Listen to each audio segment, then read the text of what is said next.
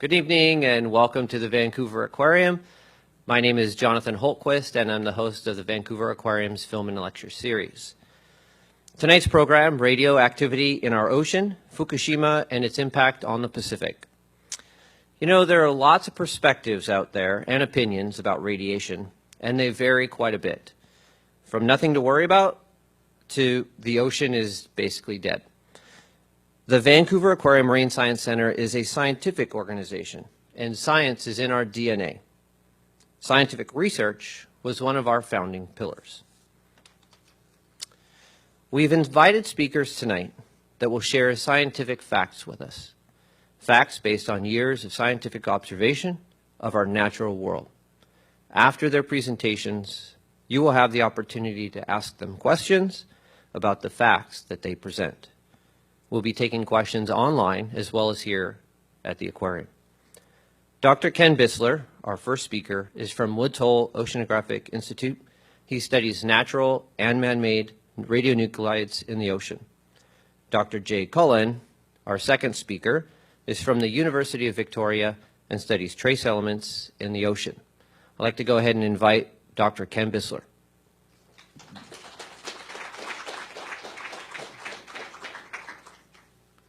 Thank you, Jonathan, and everybody for coming out tonight and tuning in online.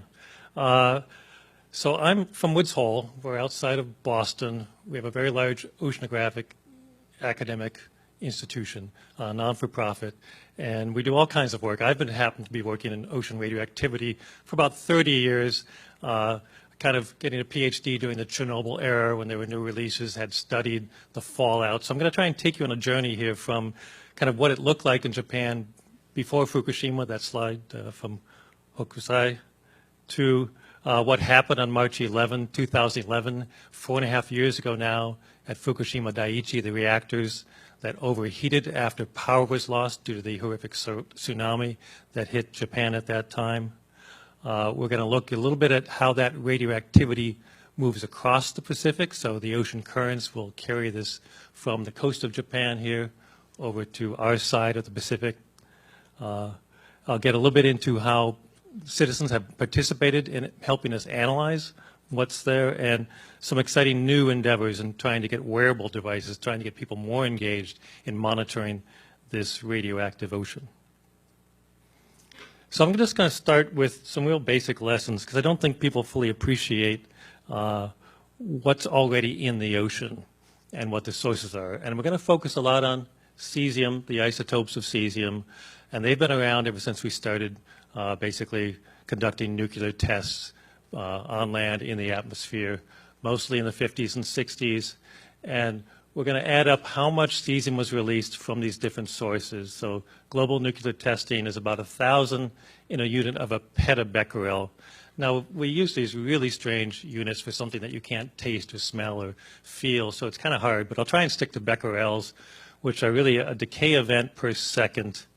It's a very small unit, so you often have to put things like a peta, 10 to the 15th, in front of them to add up all of the cesium on land and in the ocean. We tried to show here by the amount under the water how much is in the ocean. Since it's an ocean planet, about 60% of that fallout is in the ocean. Oh, boy, it's sensitive. And there's about 1,000 of these units, petabecquerels of cesium-137. Chernobyl was about 10 times smaller, about 85 to 100, mostly on land. That was hundreds of kilometers from any ocean basin, basically a land-based disaster in 1986 in the former Soviet Union. And then we have over in Fukushima a range of numbers because we really don't know that well. Unfortunately, at the time of Fukushima, certainly we have better capabilities, but that's an ocean event. Most of the radioactivity went into the ocean, was poorly sampled in many ways, and so we have some estimates of what was delivered, and I'll talk about it in the next slide, as atmospheric fallout or direct water discharges, something on the order of 10 or 15 up to 60. I say it's comparable to Chernobyl, but for the ocean, this was unprecedented.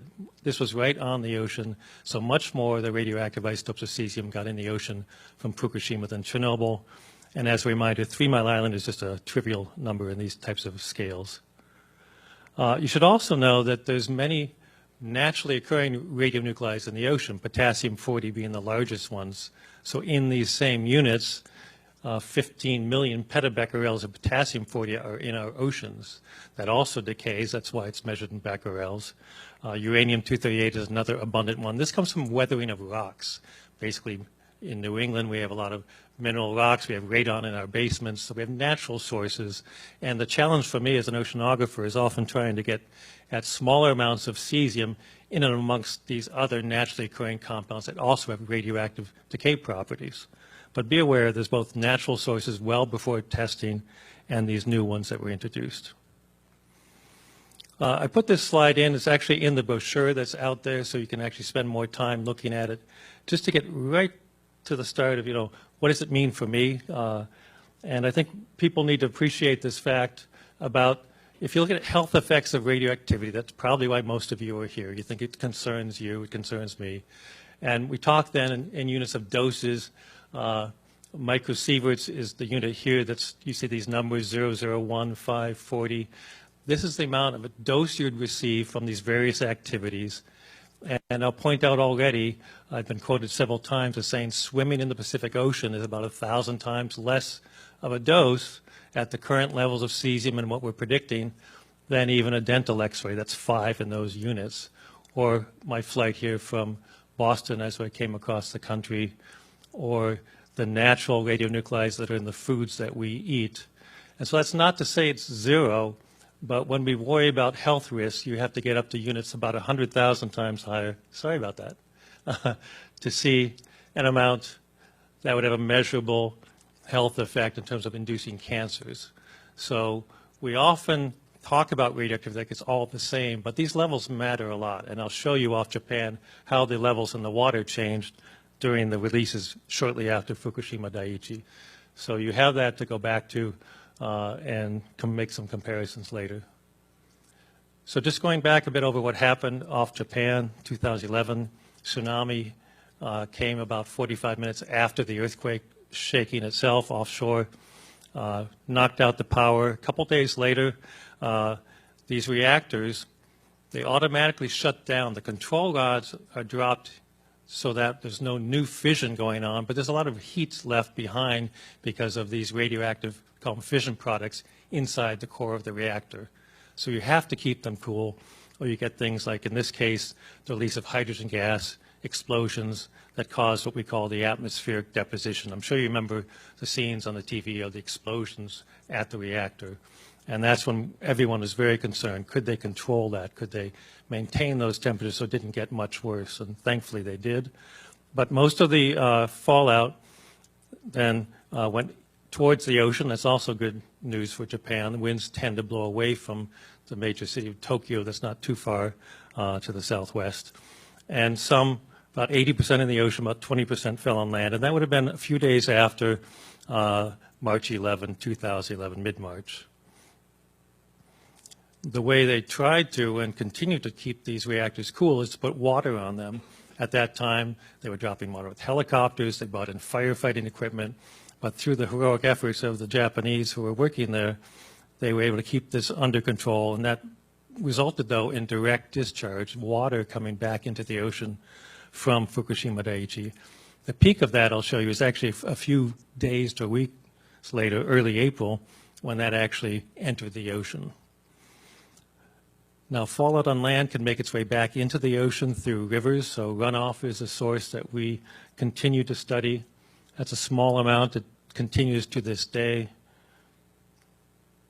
as does the groundwater discharge, both from the reactor and up and down the coastline as the fourth source. So those are all the 4 important sources from Fukushima Daiichi that occurred. And in fact, these 2 rivers and groundwater flow continue to this day. So for this one plot, we'll spend a little time on it. Every red dot, just to kind of put you in focus, is a sample of ocean water off Japan, along the coastline, about as close as you can get to that reactor. They basically went out, the TEPCO workers took samples, studying a couple weeks after March 11 is when they got their first sample, and they put these out in press releases. And what they were recording is the amount of cesium-137, this isotope with a 30-year half-life. It sticks around for a fairly long time.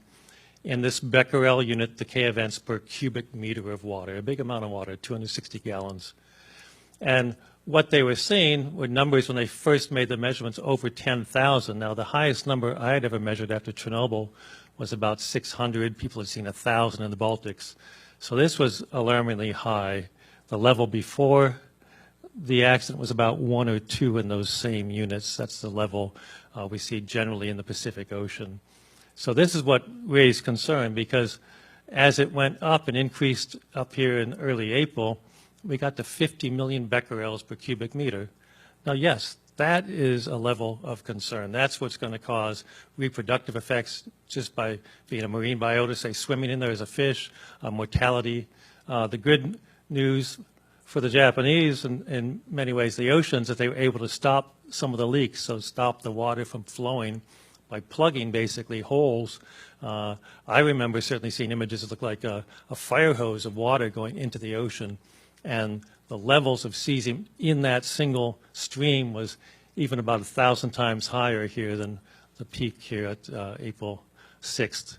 So alarmingly high levels, but it went down. They plugged some holes, but didn't go back down to the baseline. So as you put something soluble in the ocean, the activity will go down if you stop the source. So right from the start, the Japanese scientists and we were saying that this really is still continues to leak, and to this day, I'll be going in a couple weeks back to Japan. We expect to see numbers around 1,000 becquerels right at the reactor itself on the coast of Japan. Put this in a little more perspective, though, of why there's a lot of confusion when people in Japan were saying it's under control or it's not leaking. Often they're talking about regulatory levels. So reactors are allowed to release a certain amount of cesium into the ocean. That tends to be a level that where you're not going to have these direct effects. You might still be concerned, and they are today, about fisheries. So consuming something as far as seafood, swimming in there might be an issue, and they actually shut down fisheries in Japan. Jay's going to talk more about the fish. But the water levels at the time were tens of thousands of becquerels per cubic meter. The drinking water limit in the States is about 7,400. I think it's similar, or maybe it's 10,000 in Canada. That's the amount you can continuously drink every day before it's considered of significant health risk, something you could measure statistically in a large population. So these are low by that standard, but quite high compared to what we had ever seen before. So what happens? So I'm going to do the ocean here and show you a beautiful image of ocean currents, focusing on the Kuroshio.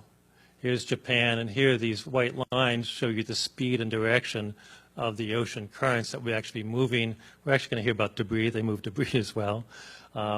But these radioactive materials coming here off Japan are going to move quickly out into the Pacific Ocean. How fast depends upon the strength of those currents, the time of year. We can make predictions early on. There were some models. Here's one of them. I think this is one of the better models by a scientist named Rossi. And so we're going to follow this plume here as it goes. Ooh, that didn't work. See if I can get up into my model. So a half a year, that was 2011 to 12, went pretty fast. We can do it again. That contamination has moved about halfway across the Pacific. What you'll also see, though, is that the colors start out red and they're turning blue and orange, so you're getting dilution along the way. Anything that's soluble like cesium, like salt in the ocean, can only decrease in concentration the further you get from the source. It's not even. There's streaks and other things in here that you can't see, small-scale features like you saw on that last slide, but generally they're decreasing as you move across. Let's go a little further here. 2013 is when we started to get phone calls. I actually hadn't thought a lot about the west coast of North America because you can see from those light blue colors, these models were predicting relatively modest amounts compared to, say, 7,000, a drinking water standard or other health standards. But people still were, I think, rightfully concerned about what those levels would be. Here's 2015, 16. We expect it to be up and down the coast. I'm the guy who goes out on a ship and measures these radionuclides. I like to say all models are wrong, some are useful. This was a very useful model because it told us what to expect, but it didn't have any data behind it. And so what we tried to do, and when you brought this, say, forward to a government agency, they say, well, the numbers are so low, why should we even bother? Well, people are concerned, and I'm concerned. What are those levels going to be? So we started this crowdfunding campaign called Our Radioactive Ocean. .org is the URL at the bottom, basically to enlist citizen scientists to help propose locations. In my case, I'm at a not-for-profit institution. We asked them to fundraise for each site. It would be about $600 here for Vancouver. The type of equipment we use is quite expensive to analyze. As I'll show you pictures, sampling is quite easy. So we post results, and we have now something like over 60 locations, over 100 samples posted, donations from 500 odd people in the year and a half it's been up. And almost as important, there's a lot of information about radioactivity. What were the levels before Fukushima? How does that affect marine life and other things? So it's a lot about getting the word out, teaching people about ocean radioactivity. Kind of fun for me. I'm a research scientist. I don't generally hand over containers to kids to take samples where they want to go with their family on a beautiful day, but that's exactly what happened. This is Point Reyes, California, one of our first groups that got involved. They continue to sample every quarter because we expect those to change. I'll go through the pictures first, and I'll show you, talk about the map later. Here's Englishman's Bay, Vancouver. Lush Cosmetics, I'll give a shout out to. They're one of our biggest supporters so far, based here from North America in Vancouver. They were getting questions about the quality of water that goes into their products and seaweeds and other things, wanted to help support us.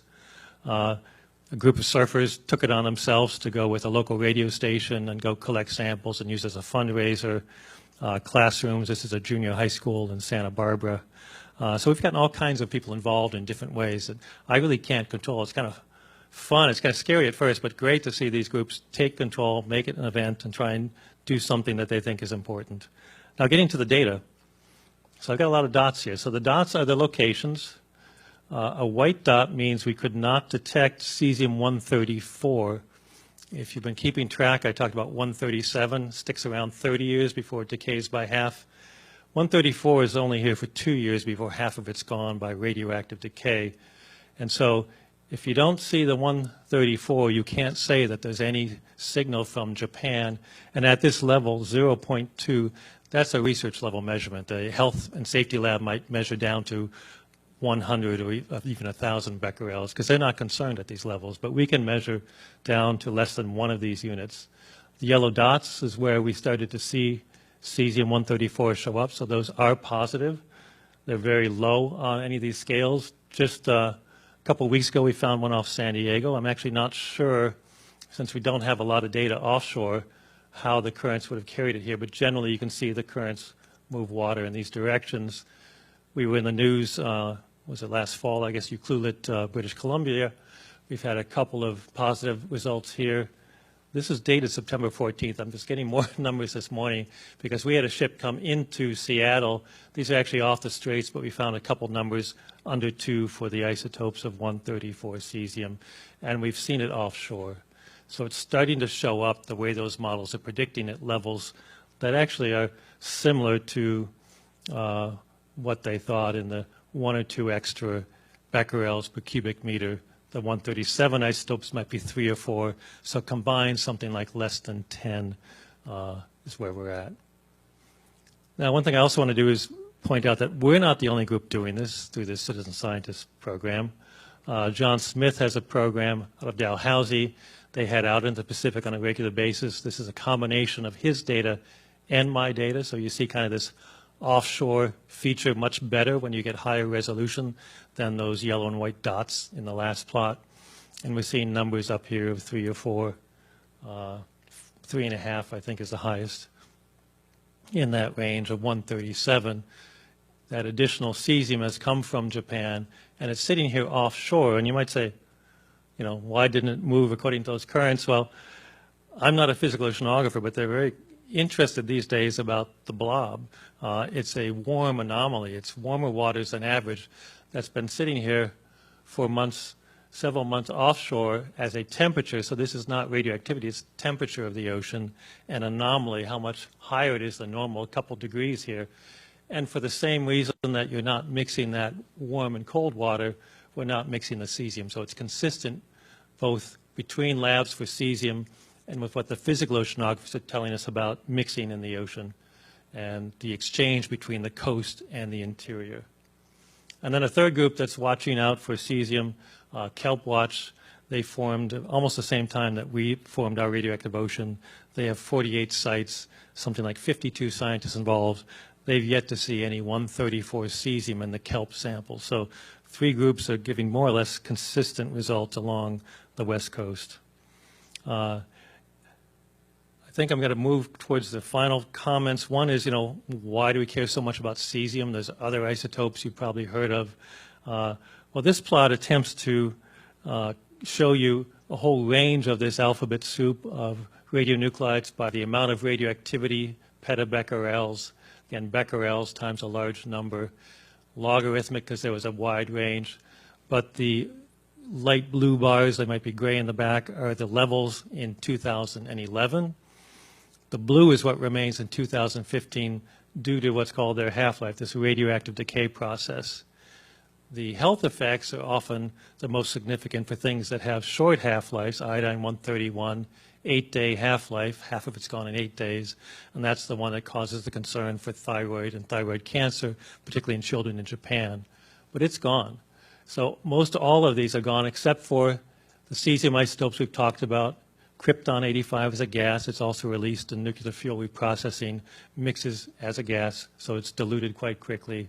I always get asked about plutonium. Are we concerned? It's a very, very small issue in Fukushima because it's about 1 million times less than the amount of cesium that was released, much smaller than, say, the residual plutonium from the nuclear weapons testing in the samples that we've analyzed, the biota, the waters, and the seafloor sediments. It's just not a big signal there, but it has a very long half-life, and it is a very big health concern. So we do pay attention to things even when they're there in smaller amounts. So other people are doing that. We just don't have time to show you the data. So a couple take-home points. I think it's important to realize that Fukushima, the nuclear power plant, is an unprecedented release of radionuclides to the ocean. We certainly expect to see the highest impacts close to Fukushima. So that means early on, and particularly on land, when it doesn't get mixed by those ocean currents. It stays underneath your feet, 100,000, well, talk about it. People can't move back to their homes because what remains in the soil in Japan. The fallout and ocean currents will cross the Pacific, but the levels are quite low. They're not zero, but they're similar, in fact, smaller than what we experienced in the fallout years. What do I lose sleep over? This is kind of the slide. It's that we continue to see radioactive leaks from that reactor. For cesium, I'm not as concerned. It would take actually, you hear like 300 tons a day, like you hear water volume. That really doesn't capture the contamination level, how radioactive is that water. So it would actually take about 5,000 years at the current levels of leakage to equal how bad it was in 2011 in the first month for cesium isotopes. So yes, it's leaking. I'm going back because I'm concerned about leaks, but not for cesium. Strontium-90, that number would only take 20 years to reach what happened in 2011, the current levels. And in fact, the other concern there is there's a lot of strontium-90 in the 1,000-plus tanks that are on land where they're capturing some of the water before they can purify it. And if anything were to happen, we saw about a rain event a couple of weeks ago. We can talk about that in Q&A. But there's still a large source of radioactivity on land that I'm concerned about. Also fisheries, they've had to close fisheries, and I think we need longer studies about the source to those fish, whether it's the rivers, the seafloor, and other things, not just measuring fish. But the Japanese do a very good job of monitoring their food supply, much more so than any other country. And then decommissioning itself, it's going to take decades, billions of dollars, and these people who can't return home. Final couple things about looking to the future. I have with me a prototype made on a 3D printer of something we call the rad band. The thought is rather than collect 5 gallons of water, can we make it easier? And I think by wearing this device, you could collect basically the equivalent amount of cesium as we get out of something like 5 gallons of water. that could be mailed back to a lab for analyses, much easier than shipping 50 pounds of water across country. I think there's great potential for that, and in general, we're going to try and promote this through something I also think is kind of fun to tell audiences about. I was floored when this guy called me up, Ben LeCompte, and said, you know, I've got this plan. I can swim 8 hours a day. He's done this before. He actually swam across the Atlantic. And I want to go from Tokyo to San Francisco. It'll take about half a year. I'll be in the water 8 hours a day. They'll put me back in where I left off. And along the way, what I want to do is collect samples for you because we want to study oceans and use this as a platform to learn more about radioactivity. There's a group doing plastics. There's a group studying his own physiology changes as he goes along.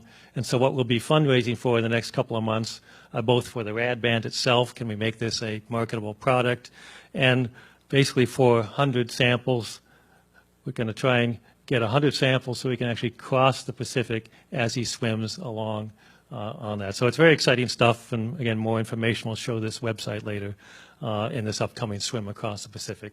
See what happens. I certainly think it will be quite a feat and interesting to see, you know, how well human power can take you that type of a distance. It'll be a challenge, but we'll see how it goes.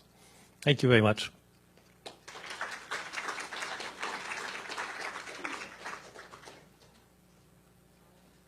So Jay Cullen, you've been introduced, but here's Dr. Jay Cullen.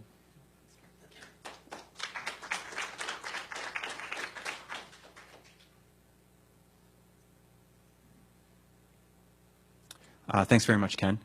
Thanks to everybody for coming this evening, and thanks to the Aquarium for hosting this event. I'm going to talk about a Canadian contribution to this monitoring effort, and it's a project that was funded and came about largely due to public demand for quality, science-based information about what the likely impacts of the Fukushima disaster will be to the Canadian ocean ecosystem and to residents of Canada. It was funded by MEOPAR, which is a mouthful, but it's part of the networks of centers of excellence that was set up by our federal government.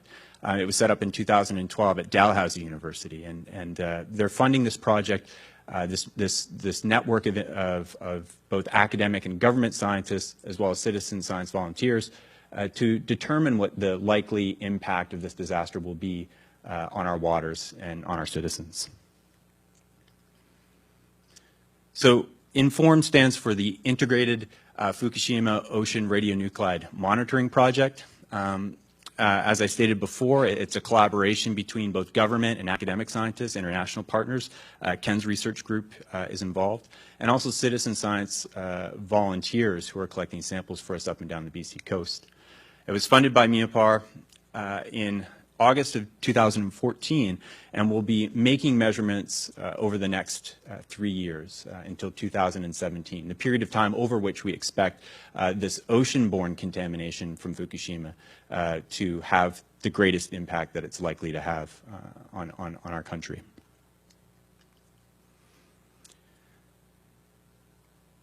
This is our network, our academic partners. We have scientists working at UVic, where I am, the University of Ottawa, the University of British Columbia, and Ken's research group at Woods Hole in the United States. Our government partners are working at Health Canada and the Department of Fisheries and Oceans. The INFORM project is really leveraging existing monitoring that had been going on, world-class work that was being done by our colleagues at Health Canada and DFO, but perhaps wasn't being communicated as quickly and as clearly as it could have been to the public. We're also working quite closely with non-governmental organizations that have been key to the success of this project thus far. We're working with the Georgia Strait Alliance, Living Oceans, Raincoast Education Society in Tofino, the David Suzuki Foundation, the Clayoquot Biosphere Trust, and the Surfrider Foundation. These organizations have helped us reach out to and coordinate our citizen science volunteers, and I'll talk a little bit more about how essential they have been, but I just want to highlight the fact that these organizations are doing fantastic work. And if you're at all interested in the health of the oceans and have a passion for that cause and making sure our oceans stay as pristine and as useful and as beautiful as we would like them to be, get in touch with these organizations. They're doing a great job. So what's the Inform project setting out to do? Well, primarily, we want to be making high-quality measurements of these potentially radiologically significant radioisotopes that were released from the Fukushima melted reactors. We're doing that by making measurements offshore, as Ken described. So on research vessels, we'll go out far offshore into the Northeast Pacific and Arctic Oceans to collect these samples to look for this contaminated water offshore. We're also working with our volunteers who are collecting samples for us along the coast, up and down the British Columbian coast. We're making measurements in marine biota. I'll talk in detail about the sorts of measurements we're making and why. And then the other important component of this project is education and outreach. We're working on getting this data in ways that are digestible and usable by the public online as quickly as we can. We're giving public lectures like this lecture to get the results out to people as quickly as we can. And we're developing online teaching tools. Dr. Erica Frank at UBC is working on online content that will help to educate people about ionizing radiation in the environment and what the health risks are associated with ionizing radiation in the environment. So, what are we looking at? Ken highlighted the utility of looking at cesium isotopes. These are artificial radionuclides that wouldn't be in the environment except for human activities. And what we focus on and why we focus on them is the isotopes 134, which has a relatively short half-life of 2 years, and 137, which has a longer half-life of about 30 years. We measure these isotopes because cesium-134 in particular serves as an unequivocal fingerprint of impact of the Fukushima disaster on a given sample, whether it's seawater or a living organism. That's because all the other human sources of this isotope to the environment have happened far enough in the past that that isotope has decayed away. So if we can detect cesium-134, we then know that that sample's been affected by the Fukushima disaster. Next to iodine-131 that Ken also mentioned, these isotopes were released in both significant enough quantities and are also biologically concentrated from the environment into organisms such that they're likely to, or the most likely isotopes to represent a radiological health risk to organisms and human beings here in Canada. And compared to other isotopes, they were released in relatively large amounts. So other isotopes that we might be concerned about, like plutonium isotopes or strontium-90, the amounts of cesium that were released and also the propensity of those other isotopes like strontium and plutonium to concentrate in organisms is lower compared to cesium. And so we expect that if we can detect cesium in a sample, then we can have a very good handle on what the likely dose and therefore impact of the other isotopes are likely to be. If we can detect cesium, if we can't detect cesium, we're unlikely to detect these other isotopes. Part of our project is looking offshore, and this is work that's done in John Smith's laboratory. We're making measurements three times a year. Research cruises leave from Sydney, BC, and head out through the strait and out into the middle of the Northeast Pacific as part of the Line P time series that's operated by the Department of Fisheries and Oceans. We're collecting samples there. Ships of opportunity that go up to the Arctic, research icebreakers that leave from Victoria and cross the gyre. We're collecting samples each summer on those ships, and then we're also collecting samples in the Arctic to look for signs of Fukushima contamination. This is a schematic showing the locations of communities where we have citizen science volunteers who are collecting samples for us at the shoreline, literally right from the beach or from the dock. We had on the order of 600 volunteers who reached out to offer to help us. Starting in October of 2014, when we collected our first sample in Victoria, we have 14 sampling nodes where we're collecting a seawater sample every month to look for the timing of the arrival of this contamination and what levels we might expect. This part of the project is drawn directly from and borrowed directly from Ken's Our Radioactive Ocean program, which we've emulated here. We send out these kits free of charge to our volunteers in these communities from Victoria in the south to Lax Kw'alaams in the north, and they collect our sample for us and send it back to the lab for processing and analysis. And since about December 2014, we've had pretty much 100% network coverage. Without the enthusiasm and the passion that these volunteers have shown, our project wouldn't be a success. And I've had actually the pleasure of meeting some of these scientists. Here's some pictures showing Megan Ives. She and her family in Sandspit on Haida Gwaii collect samples for us. The Tsimshian Academy in Lac Squams goes out and collects water for us as well. We also have Cheryl Palvola in Prince Rupert, who collects samples for us. And for those of you who might be interested in helping out here in Vancouver, our coordinator here is Barb Carlin, and she, this coming Saturday, the 19th, will be at Vanier Park at noon to collect the sample. If you want to see how the sample is collected or help out or learn what we've been doing as part of the project, please do show up, participate. Again, it's people who care about the ocean who are helping us to understand what the impact of this disaster is here in Canada. We're also making measurements of the marine biota. This is a picture of a beautiful Pacific salmon, a wild salmon where we have our radionuclides that are dissolved in seawater like salt. They can be taken up and concentrated by microorganisms and then up the food chain and be consumed by Pacific salmon. This is one of the ways that these contaminants can find their way into these organisms. They can also be circulated through the gills directly from the seawater, for example, into the fish. And working with Mark Trudell, who's a fisheries biologist with DFO, we're collecting on the order of 100 to 200 fish every year of the project, and having those analyzed by scientists at Health Canada to look for signs of Fukushima contamination in these fish and what the levels might be, and therefore what the risk might be to other organisms that depend on these fish in the environment, and also because salmon are so culturally and economically important for us here in BC to understand what the potential dose to consumers of these fish, human consumers of these fish, might be. We've chose to focus on sockeye salmon and steelhead trout.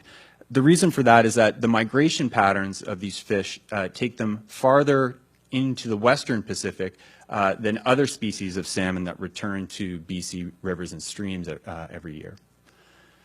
So we're collecting these fish. We're working with the Nisga'a Nation in the north who are helping us to collect these fish as well, but we're collecting fish from various runs up and down the coast of BC, fish that grow up in the Pacific and return to their home streams and rivers along our coast.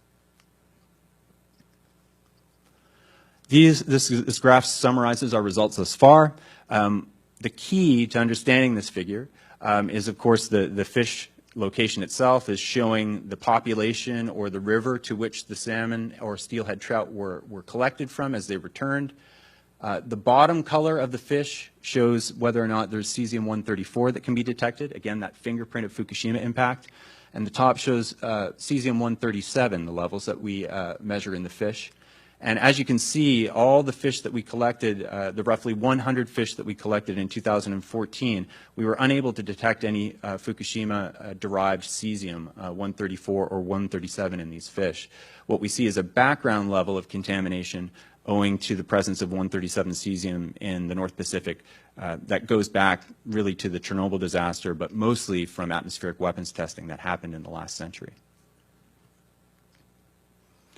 We can compare those numbers, roughly 0.25, a quarter of a becquerel per kilogram of cesium-137 in these fish, and compare it to the levels that are being measured by Japanese scientists in Japan, and fish that were collected off the coast of North America that had grown up in proximity to the reactors but migrated across the Pacific, these tuna populations, and our own results here that have been collected through Health Canada and the INFORM project. What we're seeing here, it's a rather busy figure, but you can see any red color indicates the presence of Fukushima-derived cesium, impact of Fukushima on the levels in these fish. And not surprisingly, fish that are collected close to the Fukushima melted reactors have higher levels of this artificial radionuclide in their flesh. The Japanese Fisheries Agency has analyzed on the order of 50,000 fish, both from Fukushima Prefecture and from adjoining prefectures, to monitor for what levels of contamination are being seen and whether or not those fish can go to market. Fisheries in Fukushima Prefecture remain closed at this point. But you can see also shown here are the regulatory levels the much more strict Japanese regulatory limit for cesium-137 in fish compared to the American, which is roughly equivalent to the Canadian regulatory limit. And we see that now, as we move forward in time from this very large release of isotopes that happened in 2011, even in Fukushima Prefecture, many of the fish that are collected offshore are now starting to meet that more stringent Japanese limit. We see that after the disaster, there was an increase in the artificial radiocesium in tuna that were collected off the coast of North America, levels far below these regulatory limits, though. And as of yet, the salmon that we've looked at, we don't see this impact of Fukushima on the levels of radiocesium in the fish at this point. Of course, in the harbor itself, at the destroyed reactors, we actually can collect fish, and the Japanese are still taking fish out of that harbor for monitoring purposes with quite elevated levels of radiocesium. The highest so far is a bottom-dwelling fish in contact with the sediments that had on the order of 750,000 becquerels per kilo. Obviously not something that one could consume in any safe way at all. So we do see these fish living in the harbor that are quite contaminated still, but as we move away from the source of this contamination, we see much lower levels in the fish that we're collecting here in our waters off of British Columbia. So just to summarize the results of our sampling through the INFORM project for the marine biota, we don't see any cesium-134 in the fish, no fingerprint of Fukushima impact on the salmon and steelhead trout that we've collected thus far. We do see cesium-137 in the fish at levels that were consistent with what was being measured before the Fukushima meltdowns occurred. Okay, so again, this is vestige 137 cesium left over from atmospheric weapons testing in the 20th century. It's a good baseline this first year for us to compare over the next number of years as this ocean-borne contamination has more of an impact on our coastal waters. We anticipate a peak in the seawater activities between 5 and 10 becquerels per meter cubed of cesium-137. Based on how it concentrates in fish, this should translate into an increase from this roughly 0.25, a quarter of a becquerel, to a half or 1 becquerel per kilo, given how we know this isotope tends to concentrate in fish. This compares to the Health Canada intervention level of 1,000 becquerels per kilo. So based on the contamination that we see offshore, sort of looking over the horizon, we're not predicting that levels should increase to the point where advisories or intervention and asking people not to eat these fish for their health will be necessary. You've probably all heard and been reading about some of the strange events that have been occurring along the North American coast, the Northeast Pacific, this temperature anomaly, the blob, the fact that we have an El Nino spinning up at present that looks like it's going to be a rather powerful one. There's been lots of marine mammal strandings, and the public wants to know whether or not these strandings and the death of these organisms is in any way related to the Fukushima disaster. And so being as proactive as we can be in obtaining samples when we can, we get samples of these mammals and we look for Fukushima-derived radioactivity in them. You might have, or you might remember, there was a young gray whale that was washed ashore on Wickaninnish Beach on Vancouver Island. We were able to obtain samples of the muscle and fat of this gray whale, and after very sensitive analysis, we were not able to detect artificial radiocesium in this organism, neither Fukushima-derived or this background that's present from weapons testing. So based on those analyses, it's very, very unlikely that the demise of this particular whale was in any way related to negative impacts of this ionizing radiation that we can detect with our sensitive instruments. But these levels simply won't lead to the sorts of health implications that would lead to the stranding and death of an organism like this gray whale. Similarly, to touch on other events, strange events in our waters, most of you are probably all aware of the sea star wasting syndrome that's shown up all along the coast of North America, basically from Baja up to Alaska. There's been some attempt or rationalization of this event in terms of the contamination from Fukushima causing this wasting. That's not what the scientific community understands about this wasting syndrome. In fact, two fine scientists who work and conduct research here at the aquarium were involved in a very important publication where they demonstrated, this is a picture I took at Botanical Beach last summer, showing a sea star showing symptoms of wasting. They demonstrated that sea star wasting is actually related to a viral infection, and that the outbreak of the disease has actually happened before, but not on this sort of scale. We're starting to see populations of these sea stars recover. They're not near to the sorts of abundance that we saw before this mass mortality that started to show its head in 2013, and last year was particularly bad. But the levels of infection that are being seen along our coastlines tend to be lower than what we saw last year. So it does seem like these populations may be able to recover. But as a keystone species that helps shape the intertidal community, the loss of these organisms is a very interesting research question that we're going to continue to work on. But it's not related, as far as we understand, to ionizing radiation from the Fukushima disaster. So I'll wrap up here. To sum up, none of the fish that we've looked at thus far, these sockeye salmon and steelhead trout that returned in 2014, were found to have a Fukushima impact. No cesium-134 were detected in those organisms. We are starting to see low levels of Fukushima-derived radiocesium along our shoreline, as Ken pointed out in February in Ucluelet. The first sample with that, the presence of that isotope was collected at the beach there. What this means is that we don't see radioactivity from Fukushima yet in our fish. We've just collected 160 more fish this year. We'll continue to look for it. And we are starting to see the radioactivity, this contamination, showing up along our coast. But the levels are very low, even compared to our drinking water standard. We see nuclear weapons testing fallout radiocesium in both the fish and in the seawater. But when we look at the dose that one receives from that amount of radiocesium in fish that we might consume, it's very small compared to the dose that you receive from naturally occurring radioisotopes that are always in the fish. And the levels that we see of either these naturally occurring radioisotopes or the cesium-137, this artificial radionuclide, approach levels that are known to be dangerous either to the organisms or the marine ecosystem or human beings that would choose to consume those fish. I'll end by just thanking again the aquarium for hosting this event. I think it's a really useful opportunity to talk about what we've been doing and answer questions. So thanks again to the aquarium.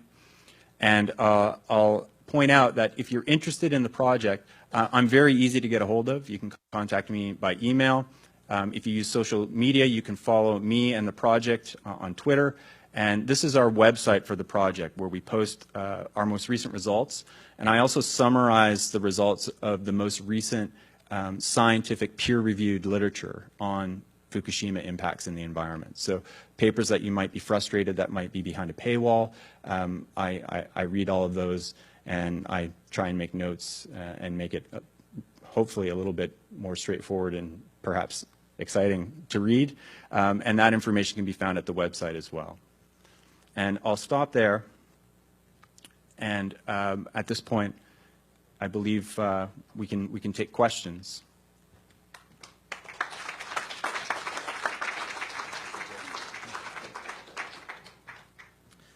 All right, thank you very much, Jay and Ken. So what I'd like to go ahead and do is invite our speakers to come on up to the table that we have over here.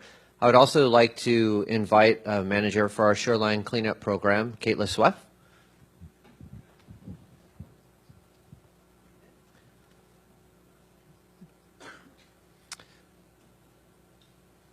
And I've invited our manager of shoreline cleanup here today because, we've been talking about radionuclides and radiation that's floating through the water, but there's a lot of other things floating in our water as well. And she works with thousands of Canadians every year to go out and look at the debris that we find on all of our coasts, wherever water meets land, basically, and track what's going on. So I thought I would go ahead and open up with a question for Kate, and I would like to ask a few questions, and then as I'm asking questions, if you have some, please feel free to raise your hand, and we'll come out and put the microphone in front of you. Kate, what are some of the most common items that we see washed up along shorelines here in Canada? So a lot of people have been asking us what we find on the coast of BC from Japan and how we know it's from Japan. We find all kinds of things, and every time we find something that's from Japan, it's really a reminder of a human tragedy. I think we've sort of talked about it here, how it impacts us, but one of the things that tsunami debris reminds us is that 18,000 people died and 1,000 are still missing. And hundreds of thousands of people lost their homes and all their possessions. And we find some of these possessions on our shorelines here. Some of the things we can definitely trace back. So what I have sitting in front of me here is a fishing buoy from a fisherman in Japan.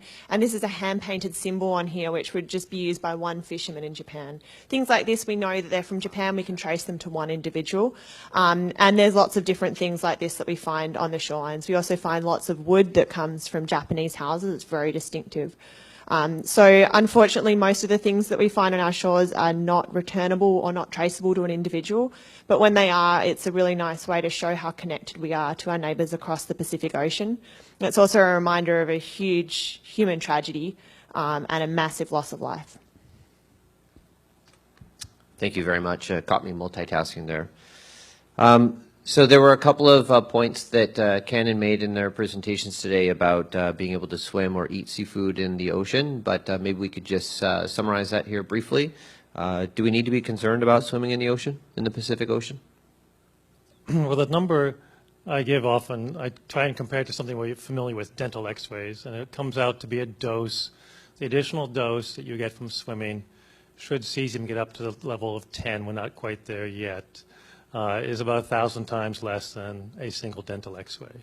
Now, radioactivity, you have to watch out. It's never zero effect. There's always some additional chance, but there's a big difference, right, between one that's that small and what it was like off Japan when cesium levels were 50 million times higher. I would not be swimming in those waters. I would not tell you to swim in those waters. So we just have to think about the levels, and everyone can choose whether that's an acceptable risk or not. And again, I'll never tell you it's zero, but it's a very, very small number compared to other things we're exposed to. Okay, very good. Safe to go in the water. Yes. Thank you. And maybe for Jay, do we need to be concerned about eating any of our seafood here in the Pacific? Well, similar to the results I've just reported, all the measurements that we've made thus far on salmon indicate that the levels of artificial radionuclides haven't increased in those fish since the disaster. So the risks associated with consuming those fish are similarly unchanged. So to be very direct about it, again, to use Ken's approach of comparing it to behaviors that we choose that have risk associated with them, at the levels that we're seeing, the cesium-137 present in salmon, if one were to consume 20 kilos of salmon in a year, the dose that one experiences from consuming that fish is about 300-fold less significant than if you're a pack-a-day cigarette smoker. So one of the reasons smoking is bad for you is that the plants have naturally occurring radionuclides in, and when you inhale that smoke into your lungs, you introduce those isotopes directly into your lung tissue, and the dose that's associated with that is quite significant. So the short of it is you would need to eat 20 kilos of salmon at these levels every day to have the same dose that you experience from smoking cigarettes. So that gives, again, choices in behavior that lead to risk. It's not a zero risk, but it's a small risk. All right, great, thanks. So sounds like not a major risk there. We're pretty safe to keep eating our salmon. We just don't have to eat 20 kilograms per day. How about the impacts to some of our beloved animals here in British Columbia, the orcas? Any concerns for them? So it's not unheard of for an orca to consume 20 kilos of salmon in a day, especially our residents, that we're very concerned about the health of that population. There are modeling studies that have been done to try and understand what levels of cesium, for example, we might expect in those organisms. I think that as we make more measurements to characterize what the levels of radiocesium are in the habitat of these important mammals and understand better what the levels are in their food, we're going to get a better understanding about what those maximum levels will be. As it stands, I don't think that the orca need any additional stress on them, but the levels that we might predict based on the seawater concentrations that we actually measure probably aren't a really significant health risk to those organisms. Another question for Kate. Have you seen any interest from shoreline cleanup participants in the radiation that's coming along the BC coast in particular? Is there interest there in getting involved or concerns from folks who are already out there doing cleanups? Yeah, people often ask us about radiation in the debris that we find. One of the key things about a lot of the debris is that it was actually from an area north of Fukushima, and that a lot of the stuff was washed out into the ocean before there were any problems with radiation at all. So a lot of the items hopefully didn't come into contact with a lot of the stuff coming out from the nuclear reactors. But people are really concerned about it over here, and they're asking us a lot of questions. But to the best of our knowledge, it's not something we need to be concerned about. All right, great, thank you. So I'd like to go ahead and see if anybody in our audience here has any questions. Feel free to raise your hand, and we'll come on over and hold the microphone in front of you. Yep, and we'll hold it for you. With Vancouver and Seattle being pretty big shipping areas, have you guys ever measured any of the water inside a shipping container or bilge? So looking at radionuclides that are traveling over in bilge water.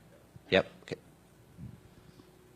I'm not aware that anybody has made measurements on the bilge water for radionuclides. I know that there are individuals who are more concerned with invasive species, for example, in bilge water, and that's a major concern. But I'm not aware of any scientific studies that have reported measurements made in bilge water or anybody who's actively sampling it. But it's an interesting idea. There have been measurements of surface seawater made from ships of opportunity, shipping container ships who have collected samples for Japanese colleagues, for example. But the bilge water itself, I don't think so. Just to add, when we go to Japan right now, we get about 1 kilometer from the reactors is what we're allowed to sample. We'll see numbers up to 1,000 of these becquerels per cubic meter today, what I expect in a few weeks. So if you were to get water from that site, it could be up to that many times higher. But short distances away, when we leave out of Tokyo or Yokohama to the North Sendai, we're down to levels that are more in the tens of those units. So you don't have to go very far from the reactors today to see much lower levels, even in the ocean off of Japan.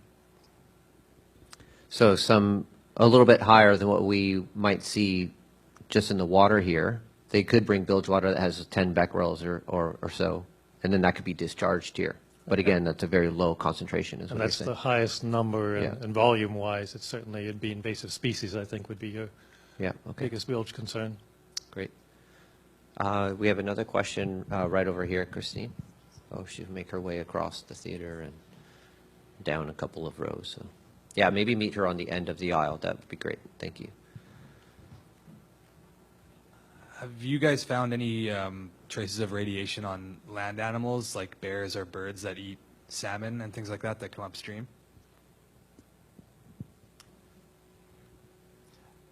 I'm not aware of measurements that have found Fukushima-derived radionuclides in land animals. There's a nice study that's summarized on the Fukushima-informed site where scientists looked at mushrooms and soil samples that were collected up and down the western North American coast.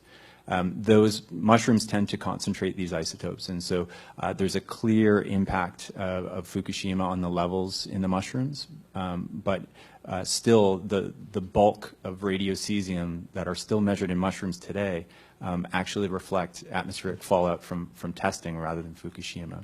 But that's the only study I'm aware of where samples were collected on Vancouver Island looking at the impact on terrestrial organisms.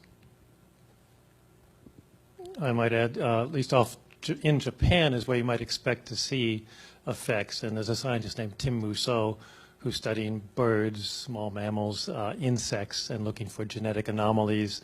You may have read about some of the wing deformities, and they're seeing small effects as he gets closer to some of the hot spots in Japan on land. So this is where they're measurably higher and where there's still ongoing concern. All of these things, the way I think of it is always higher effects on land than in the ocean because things move around and get mixed in the ocean. And certainly the closer to the source, the higher the effects might be if you're looking for health effects or things on animals on land.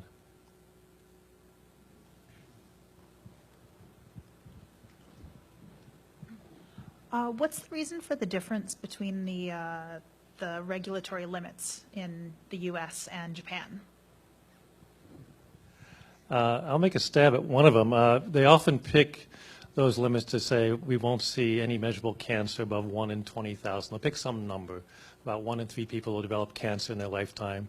So a government agency will be responsible to say, based upon our best knowledge, we want to keep the risk lower than 1 in 20,000. Now for fish, when I first went to Japan, their limit was twice as low as our limit, the Canadian and U.S. limit, but they ate more than twice as much fish. So that made a lot of sense.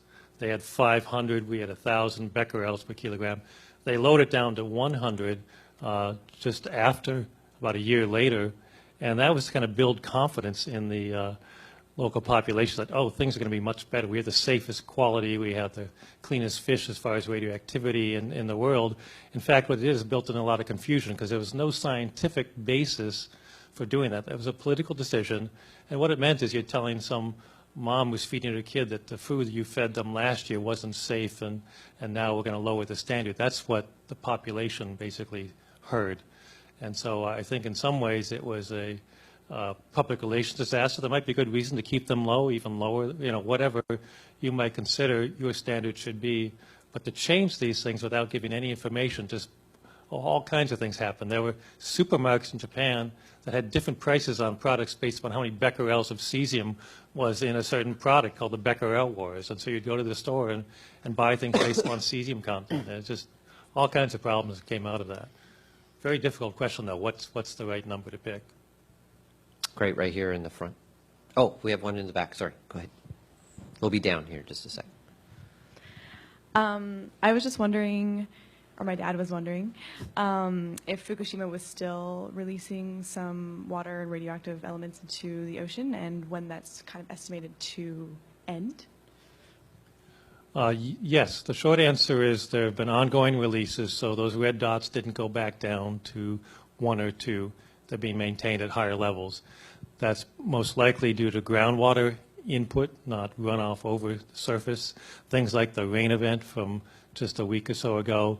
There was additional releases to the ocean as some of these holding tanks overflow. There have been human error. There have been leaks of tanks themselves that were not designed to be permanent for long-term storage. And they've leaked into the ocean in quite large amounts. So I guess the way I look at it depends upon the isotopes, but for cesium-137, 134, those leaks tend to be small relative to what happened 4.5 years ago. For other radionuclides, strontium-90, actually a somewhat larger health concern because it accumulates in bones. There's actually many more times strontium-90 held in those tanks, these 1,000 tanks, than were ever released. By our estimate, over 100 times more, it still remains on land in these holding tanks than was ever released. So should something happen, should things continue to happen, that's of concern. The groundwater is almost impossible to stop, and so that will continue for decades. But fortunately, those levels are low, but very hard to contain. Ice dams, things you can engineer to stop them, have never been done on this scale before, so it's hard to predict really what's going to happen in the future. Right here in the front.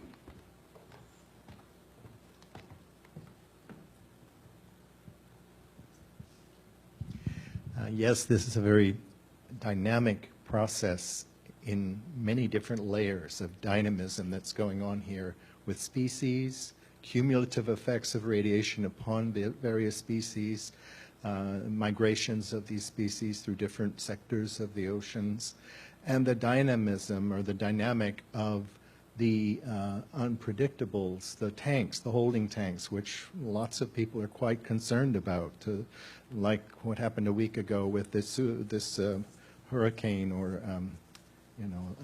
water effect. leaking more highly radioactive water into the oceans. What you've presented this evening has been very reassuring for us who live in BC about the current state of the fish here. We've heard other people, including people from our community, that have been quite disturbed and have given up eating fish altogether.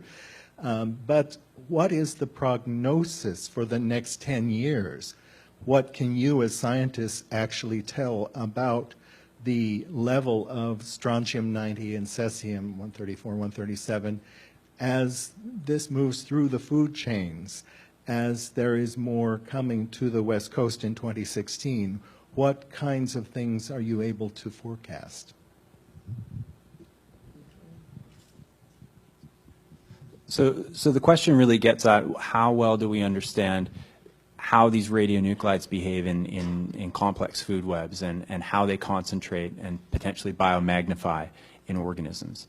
The short answer to that is that for these types of radionuclides, and if we want to focus in on cesium and strontium, these isotopes, the chemistry of these elements, mean that they behave or that they tend to be less biomagnified than elements like mercury that we know to be concerned of in fish that we consume, or organic contaminants like PCBs or PBDEs, contaminants that are problematic for orca, for example. The biological half-life outside of the physical decay of these radionuclides, for cesium, for example, we know that rather than just accumulating, if the seawater has a certain level, the fish don't continue to accumulate and accumulate and accumulate cesium because it's very chemically similar to elements like potassium. It turns over within the organism. So biomagnification of isotopes like that are less of a concern. Ultimately, it's the level in the seawater that will predict what will happen at the higher levels of the food chain. And based on what we see at this point, again, looking over the horizon and understanding as best we can what the leak rates are from the site now compared to what they were in 2011, these levels we don't think are going to be at levels that translate into problems up the food chain. But as Ken indicated before, the site itself and these extreme weather events highlight how precarious the situation is at the site. And if something dramatic happens and release rates approach what we saw in 2011, then we have to see what's in the seawater. We have to evaluate what might happen. But based on what we see now, I think the short answer is that we don't predict that these are going to accumulate to levels that will be problematic.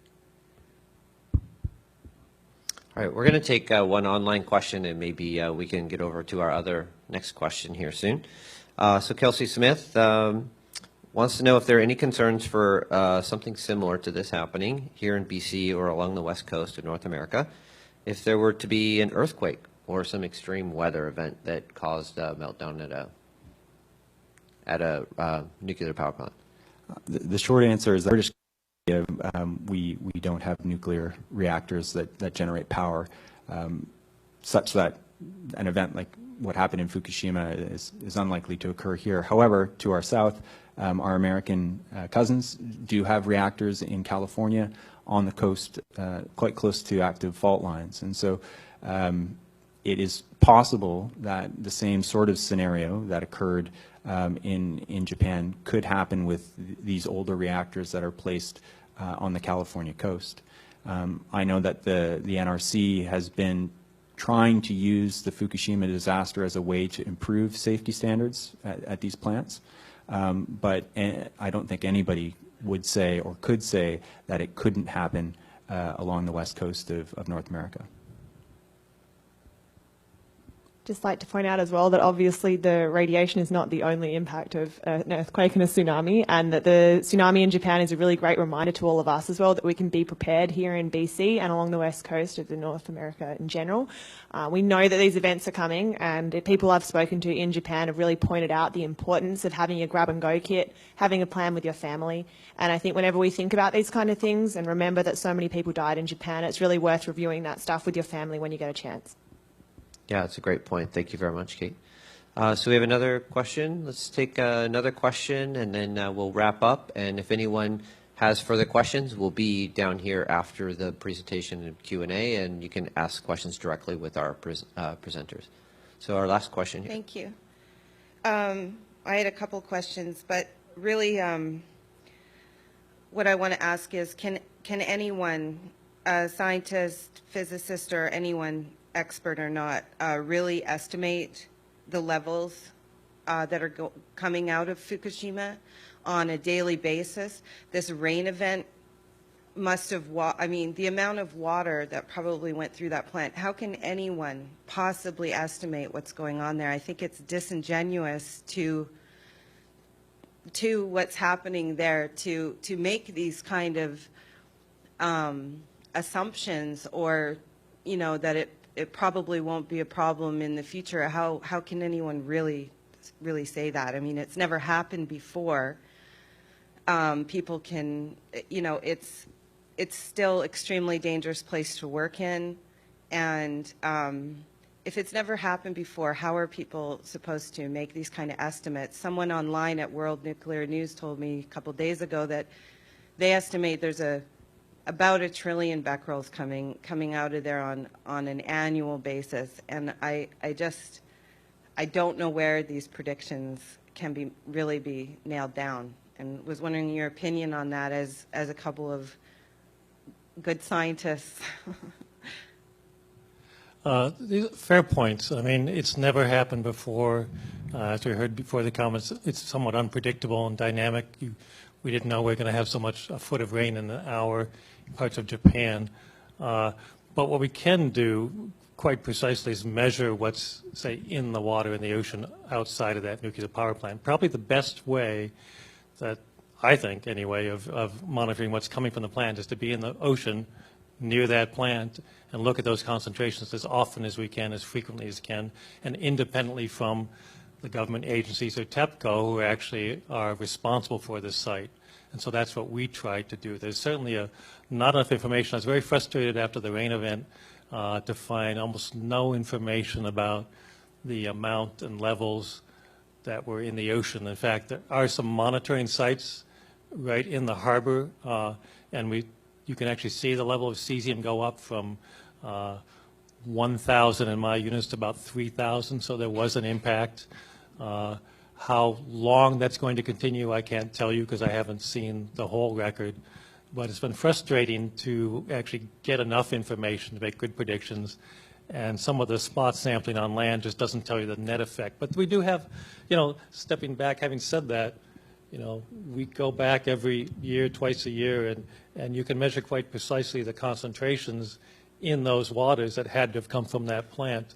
And so people do make predictions then based upon the exchange of water, how much is coming out. And a colleague of mine, Matt Charette, looks at groundwater flow and measures actually chemicals that are coming, radioactive chemicals from that plant. So we have some estimates, and they all tend to agree that what's coming out today is much less severe than what was coming out 3.5 years ago when we had 50 million of these becquerels in the ocean, and today I see 1,000. It's not zero. But so we have some handle on it. How it's going to change in the future, we hope it gets back down to the levels that were near zero, but it never will be. It's going to be, for decades anyway, a site of continuous release, both through exchange, through those reactor buildings, and hopefully very few additional leaks. But that's what keeps me up at night, are continuous leaks that could happen at that site. All right. I'd like to go ahead and thank our presenters and our guests here tonight, Dr. Jay Cullen, Dr. Ken Bissler, Kate LeSoif. Thank you very much for coming and sharing your expertise with us this evening. I'd like to thank all of you for coming out tonight and informing yourselves of what's going on and getting a nice scientific perspective on it. If you have any questions, you can contact us or put them in the our YouTube online comment section. Our next program will be on October 7th. It's in the evening at 6:30 p.m. and it's a little bit different. We're going to walk on the wild side a bit and go with Ocean Networks Canada and visit the seafloor right off of the British Columbia coast and look at some hydrothermal vents. So we hope that you can join us for that. Thank you very much and have a good night.